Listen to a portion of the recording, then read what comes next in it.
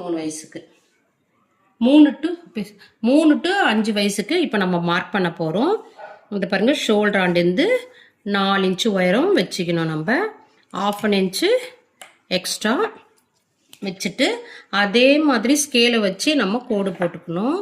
கோடு போட்டுட்டு ரெக்டாங்கிள் மாதிரியே தான் இதுவும், எல்லாம் ஒரே இதுதான், அளவு மட்டும்தான் நமக்கு மாறுபடும். இதை பாருங்கள், ஷோல்டர் ஆண்டிருந்து இங்கே 2 இன்ச்சு டவுனு.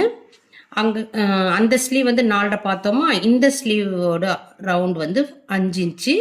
இங்கிருந்து ஷோல்டர் ஆண்டிருந்து 6 இன்ச்சு இந்த மாதிரி மார்க் பண்ணிவிட்டு நேராக கோடு போட்டுக்கணும்.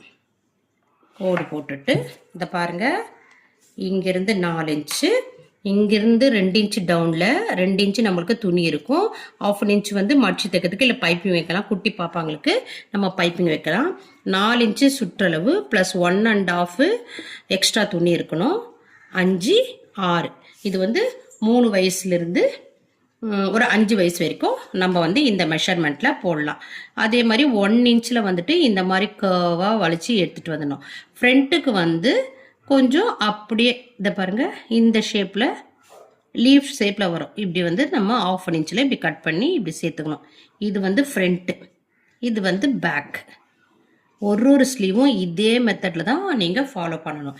இது வந்து 3 to 5 இயர்ஸு பேபிக்கு நீங்கள் இந்த மெஷர்மெண்ட்டு தான் எடுத்து கட் பண்ணணும். 4 and 1.5 இதை பாருங்கள், இப்படி போட்டுக்கணும். எப்போவுமே நம்ம வந்து இப்படி போட்டுக்கணும்.